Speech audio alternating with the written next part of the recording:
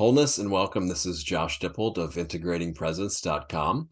And today I have Kara Goodwin with me. Kara, how are you? I'm great, Josh. Thanks for having me. Oh, you're welcome. It's kind of an interesting little thing. I had reached out to Kara. I don't remember how I came across her online, but then I sent her, first I think I filled out a form on your site. Then I think I might have sent an email, and then I sent an Instagram message. And for whatever reasons, we never got in touch. But then Kara reached out to me through podcasting service asking me if she would like to be a guest on my show. And I said, yes, of course. I've been trying to get a hold of you. Oh, I So know. I it's, was so surprised to hear that. It's yeah. like, what? You've been there the whole time? Right. So I'm glad this happened the way it did. So here we are. And of Yeah. course I'm in Denmark and Kara's in the Midwest. And so why don't you tell people a little bit about who you are and what you do? Yes, thank you. So I host the podcast Meditation Conversation, and that's been going since 2018. Kind of started as a more like practical, here's how you can fit meditation into a modern life, without being a monk. Um, and I had a Swedish co-host to start with. So it's fun that you're in Scandinavia right now. And then kind of as things have evolved, it's become much more of an interview style. I just released episode 250. So I'm like, just, kind of blown away. Like, where did the time go?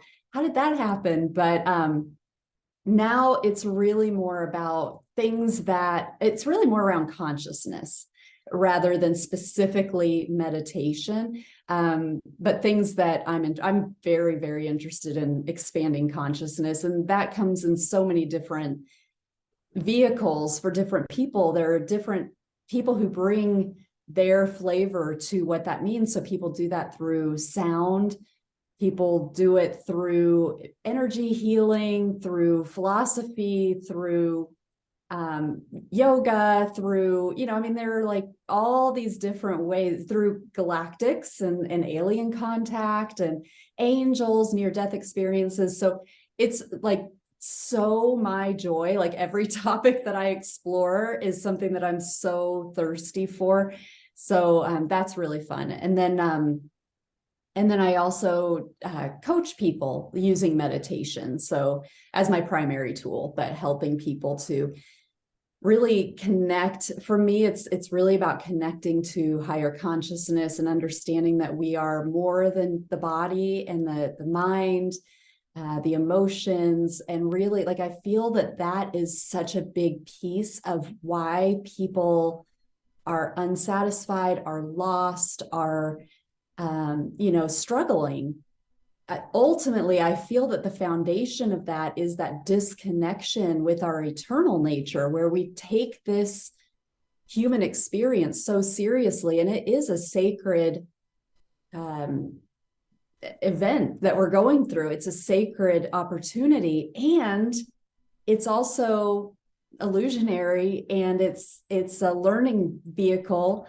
And so when we don't have that connection, and we really feel that every single thing that we do is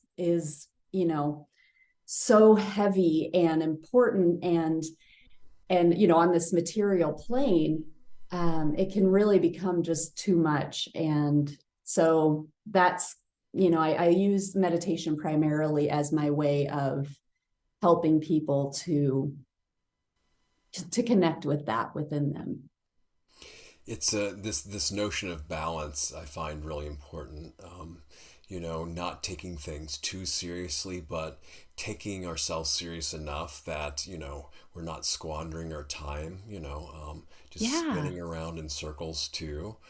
So these two extremes I don't find very helpful either. And other than if we're in one of those extremes, it seems helpful to learn about it in order to master it. It's like the cliche saying, there are no mistakes as long as we learn from what we do.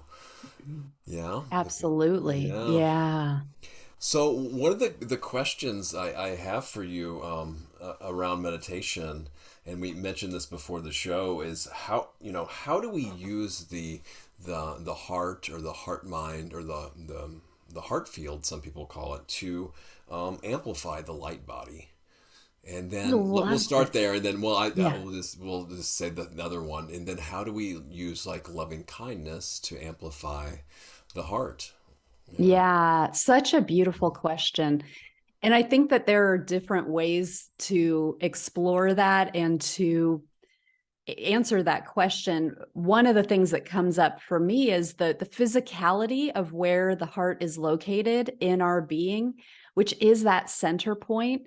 It's the center, it's like our heaven and earth connection. So the lower below the heart, from, if we think of it from like a chakra system perspective, but actually thinking of the physical body and how the physical body is constructed, it's like below the heart, that's really our earthly material world physical expression. So those lower three chakras are very earth based. They're very physical. They've got, you can experience them through your five senses.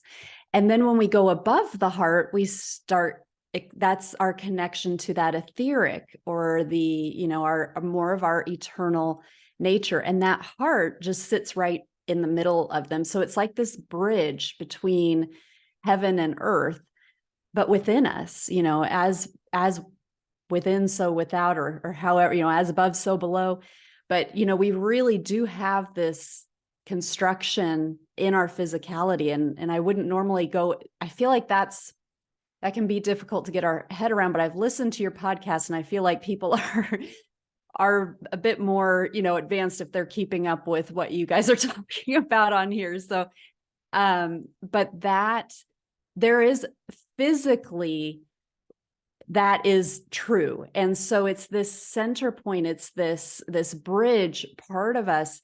And so it has this very important role where when we connect with the heart, it can influence our whole being.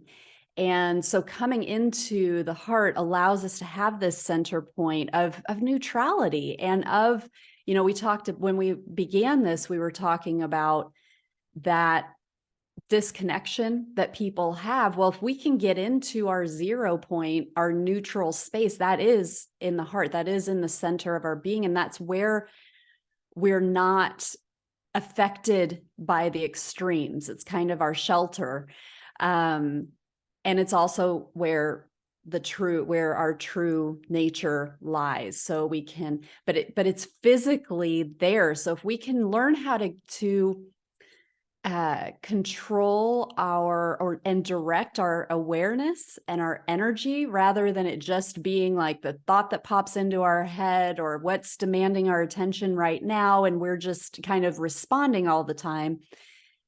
Through meditation, we can become aware of our energy and our focus and our attention, and we can begin to direct where we send that. And so we can direct our attention into our heart, into the center of our body. Like just literally sending our awareness there helps those the photons to build those tachyons, those, tiny units of energy to gather and collect in there, and then strengthen that part of our being. And so it's a bridge, it's a connector point, it's a radiating, love radiation point. So it's a profound place to focus our awareness in meditation. And as we continue on, even outside of meditation, as we get more aware of our awareness and where it is and what we want to do with it outside of meditation. Indeed, it's I know it's different. I think for the traditionally masculine and feminine with this. I know when I started opening up my heart, it was a huge game changer. It's just like so much had been clogged and repressed and forgotten about. And then when I got into meditation, my heart really started to open up. But during the process, it really ached. I mean, like physically ached a lot, right? Yes. As just all this miasma crap got brought up in awareness to be seen and cleared. And always found myself, calling people, asking for forgiveness out of the blue. I mean, it was probably a little bit too crazy to do that, but and then just forgiving myself, I found was really helpful too. And it's not like it's hard to really force that. It was just like the time was right to do it at that time, and it was letting go of this burden I was carrying around, these grudges I was carrying around, and I found it quite helpful. Now, it doesn't take away some of the wrongs that were done. You want to remember what was done, so certain wrongs won't happen again. But yeah, I found it very helpful. And it's an ongoing process. It's almost like that's our true nature. These beautiful heart qualities can shine through just more effortlessly once the things that are blocking them are out of the way, or what's hindering them. Yeah. I love that. And I love how you mentioned the physical impact of the heart opening, because I've experienced that too, where it's a really physical Yeah. change that's happening. And there can be some frequency, changes behind that, where your energetic heart is upgrading to a higher frequency, and your actual physical heart is still operating at a different frequency, and they're like phase locking in, but we can feel a physical pain that can be alarming. Yeah. When you're on a spiritual path and you're aware of that, it kind of helps to take that panic away, where it's like, oh, something's happening in my heart, but there's still this human part of like, am I having a heart attack? Like, Absolutely. I thought you that too, know? because I didn't know anything about all this when I was doing Yeah. this, and now I know it's not a rare thing. And then also across the back of the heart, like between the shoulder Mhm. blades, I've had, pain there, especially early on, when I'm Mhm. working on heart practices and things like this, like loving kindness, Mhm. formally, and compassion practice, and Yeah. equanimity. But also the beautiful one is rejoicing, like being happy for other people's happiness. That one I find kind of the hardest, because for whatever reason, it's like the default is still more towards, why are you happy? I want to be happy. Why are you? But the thing is, there's so much to go around, right? There's no limit to it. Just because somebody else is happy isn't going to limit my happiness. So I can. I hear this thing where, how many billion people are supposedly on the earth, so that if we can be happy for their happiness, that increases our chance by how many ever billion people are on the earth. It's just like this Right. rejoicing. Yeah. And if we're tapping into their happiness, that is changing, because everything, of course, is frequency. So the more time that we're spending in that frequency of happiness, even if it's through the good fortune of others, if we can genuinely be happy for them, be excited for them, we get to experience that frequency, and that flushes through our energy and strengthens that frequency within us, and that helps that to become that default state within us too. So there's such a reciprocal blessing, that we receive too through that. Absolutely, yes. And the formal practice phrases for that are: may your happiness continue, may it increase, and may it never cease. So these are going to be cultivated almost, I wouldn't, artificially is not the right way, but as in a regular practice, Deliberately. bringing to mind someone else's happiness, that we're Mhm. genuinely happy for them too. And I know with the loving kindness practices, sometimes when I'm wishing someone well, especially in the beginning, the exact opposite happened, right? I was like, wait, that person did that. They don't deserve my kindness. I can't believe they did that, but the way I look at that is that's just stuff has been unseen before, and it's coming up to be cleared too. And so be kind to myself in that process. And or what's the other notion I like is, if I can't be compassionate, well then be compassionate for the fact that I can't be compassionate right now. Yeah. Mm, that's powerful. Yeah. And that compassion, I was Mhm. kind of, this thought arrived to me last night, which was, kind of the yin yang, the black and white symbol and how it's kind of like the light and the dark go together, and they need each other, and they're kind of certain reflections of each other. And I was experiencing that in my crown. And it was this like this compassion for everybody, because everybody has their role. And there are people who have taken kind of dark roles, and at a grander soul level, that's a very difficult undertaking, that it's almost like this sacrifice during this time of like not shining their light and who they truly are.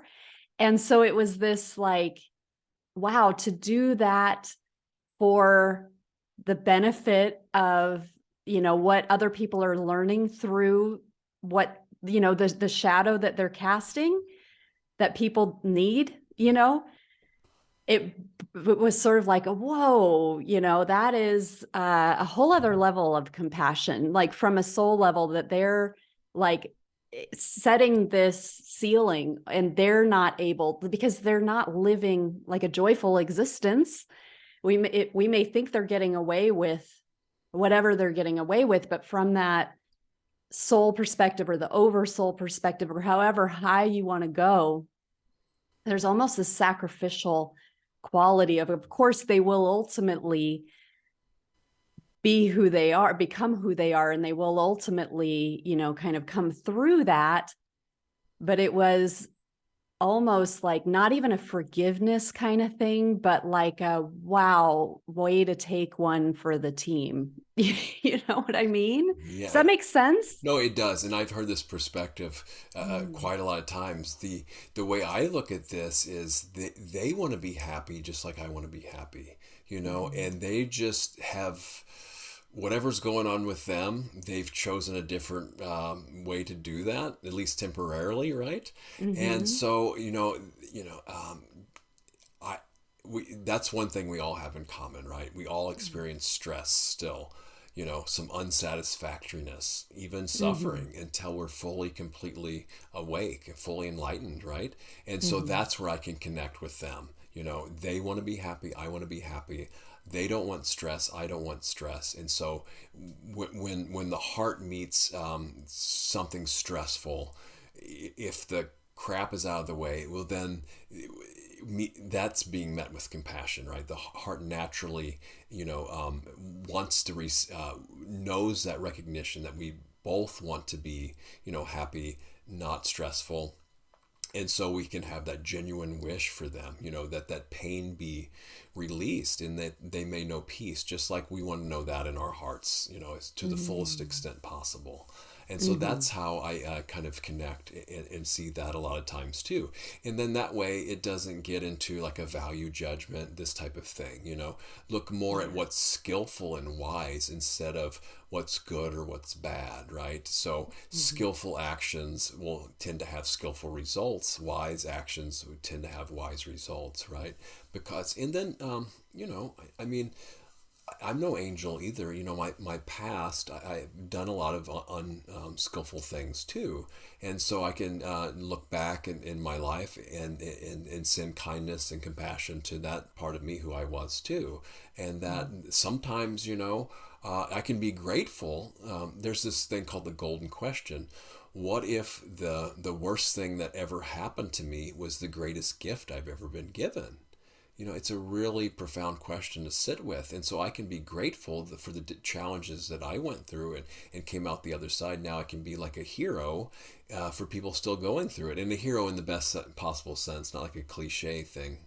So that's Yeah. one of the ways to look at it. That's, yeah, yeah. Right. It's Mhm. like the opportunity to have growth accelerators if we use it in that way. And so often we put the shame and the guilt on top of it, which is part of it too. I mean, and if we're not experiencing that, then we may be, kind of more in narcissistic territory where we don't, we can't express any empathy or sympathy. So that guilt and shame, though, blocks us and holds us down. And, that what you were talking about with the blockages within the heart, those are ultimately things that we need to dissolve.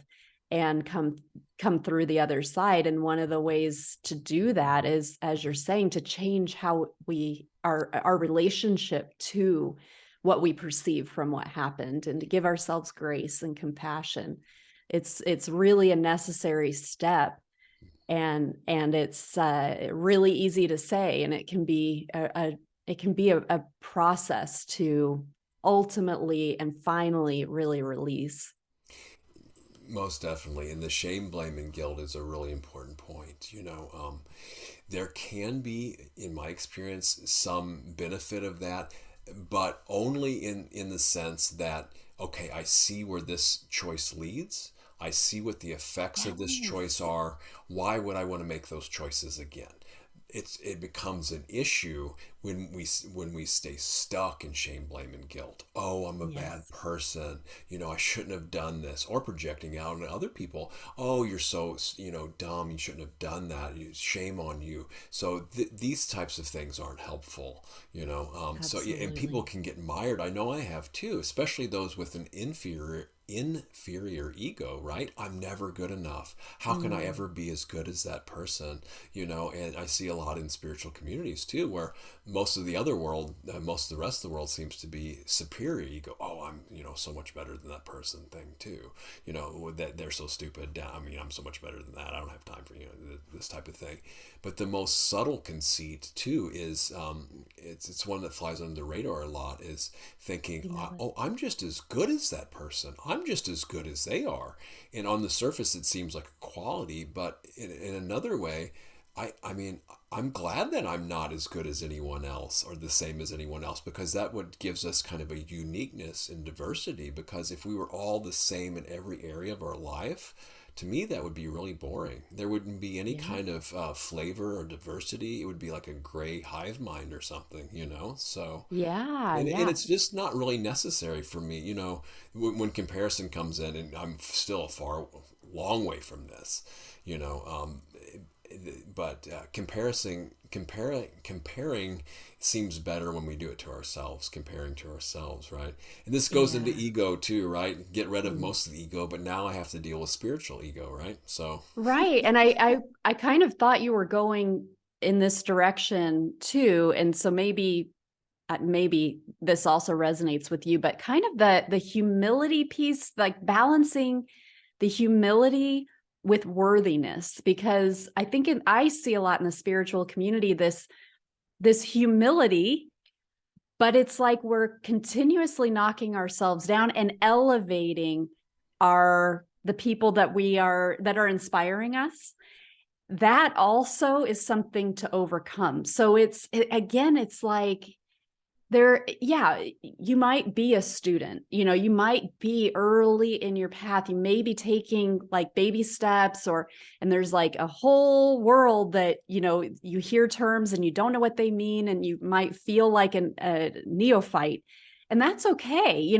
There is good that comes from not like charging onto the scene right away and being like, I became enlightened because I did a mushroom trip. It's like, bit by bit, brick by brick, there's a whole vast diverse universe, and we all are carrying like our piece of it. But let's pump the brakes on like calling yourself a guru or master after a little bit of a taste. But it's also, I see so much unworthiness and so much pedestal, like, oh, this person or these people are the fastest way, the only way. And I don't know, I feel that I have heard things that resonate with me in terms of like the frequency of the planet, and the changing frequency of the planet, and that there were times where that was more necessary, that we needed these sort of like spiritual midwives to like, because they were holding frequency that most of the people couldn't hold. So it was like that was a quicker pathway. Now there is so much individual expression, and people are different, humanity is different, and so we can really do ourselves a disservice by mistaking somebody who can help us to work things out within ourselves, clear shadows, elevate our frequency, understand energy and consciousness.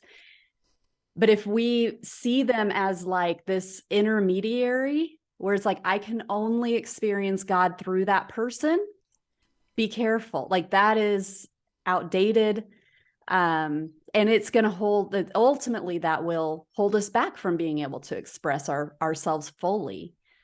So So, there's mhm. so many different aspects. So many good points there. The guru culture, it worked fairly well, I guess, in the 60s, but today it's kind of an outdated paradigm. There's a few people out there that really benefit from it, but for overall, compared to when that was really more of a thing, I think that's gone, and Yeah, I it's mean, almost because for we can, eons of time, yes, I mean, going back to Buddha and, yeah, I mean, yes, I exactly. mean, the change that these ascended masters had on this planet and on people and continue to have, and so it's not to say like, oh, ditch those ascended masters, like forget Sure, that.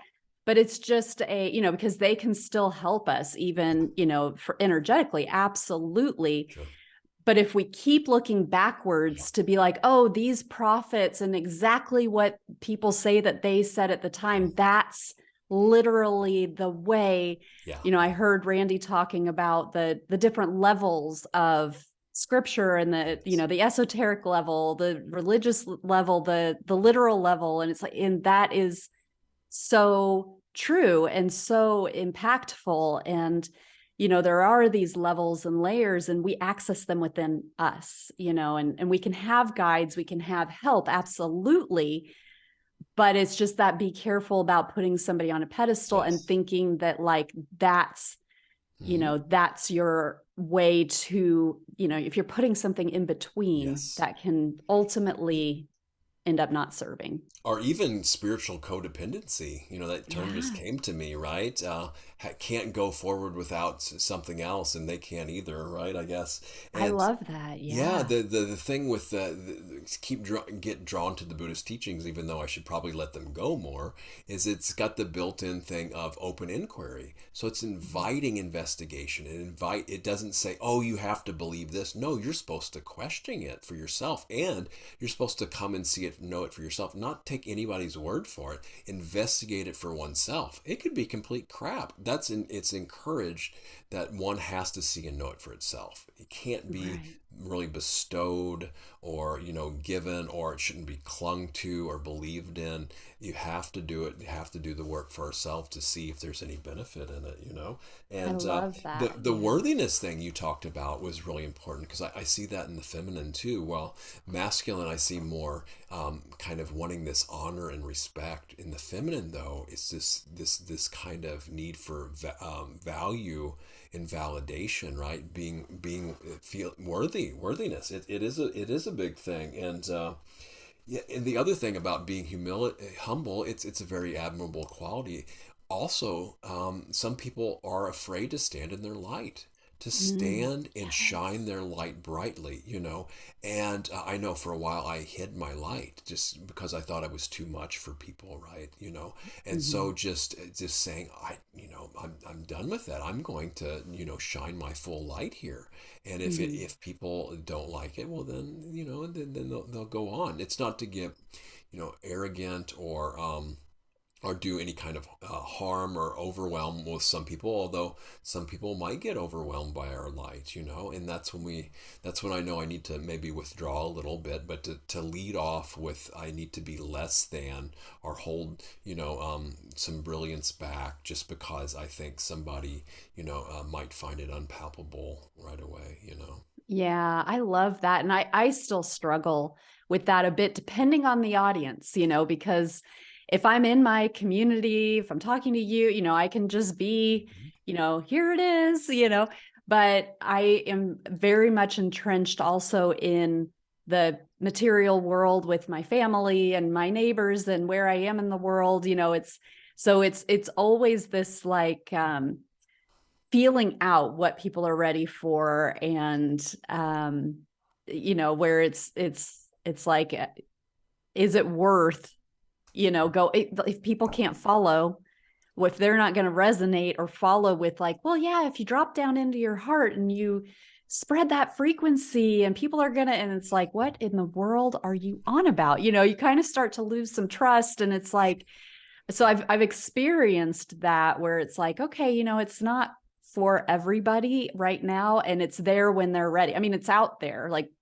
my light is out there, and there's some nuance in terms of like what's gonna land well, just appreciating where people are. It's a very good point, and I ran into this early in my journey when I got so excited I just had to tell everybody about everything, right? And Yeah, I see how right. quickly that backfired on me, right? Just really kicked me in the Yeah. butt on that one. So I like this technique of just, oh, hey, did you know such and such and such?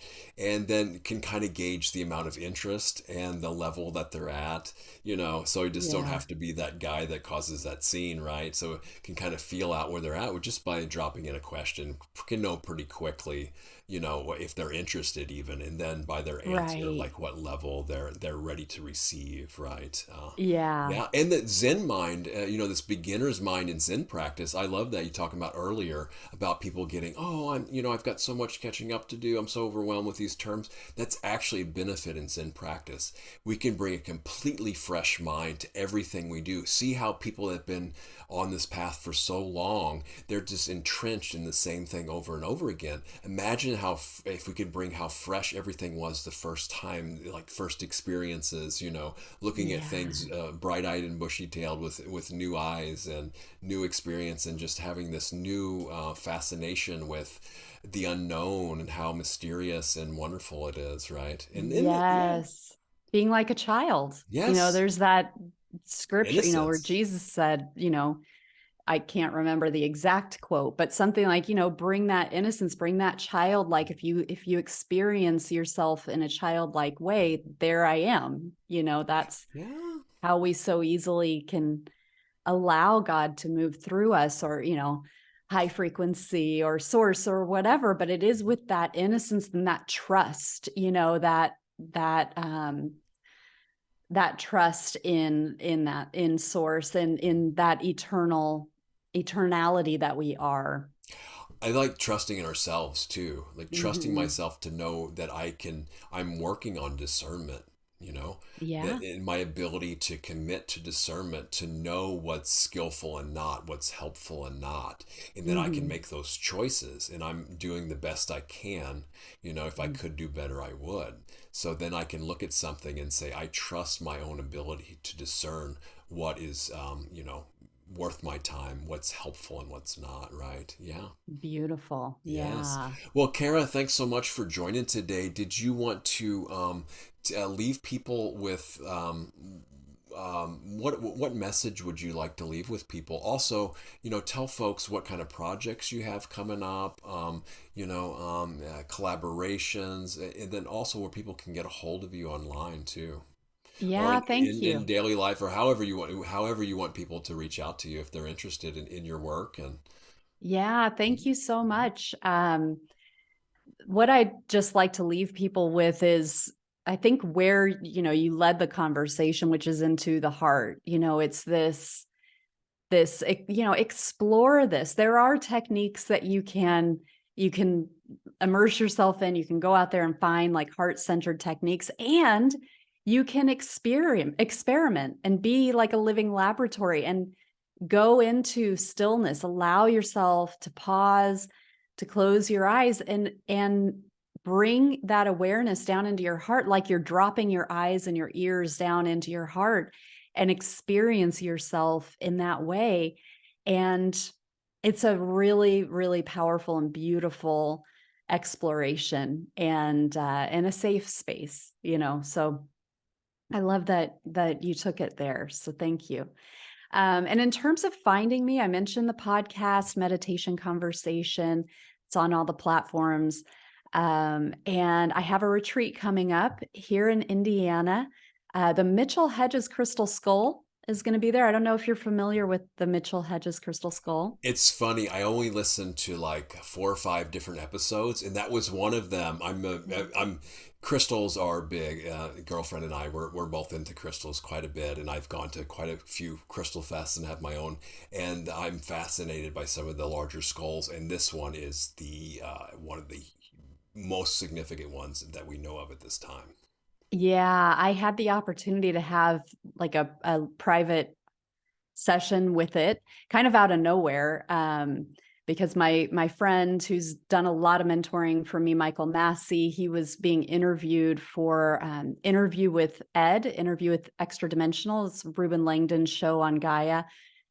And it just so happened that when he did that interview, I got to tag along, and the Mitchell Hedges Crystal Skull was there because Ruben's doing a side project with Bill Homan it's a multi-series documentary or it's a series that's not out yet, but I got to have a private session with it, and it was very cool while I was going through it. I mean, you can kind of feel the energy and connect with it, but it was actually about, like, I can't remember exactly how long, but I roughly 10 days later that I had kind of my first big multidimensional experience where I was like traveling through these different layers and levels and seeing time represented and getting off planet and far, far, far away, experiencing myself as this huge sphere of light and communicating back with my human self as light. Like, there was this light communication happening. It was wild. And it took me a while to connect. Like, oh my God, that was like really, I mean, in terms of, at the time, it didn't really feel like that experience had just happened. Like, oh, I had the skull thing because it was like time had passed.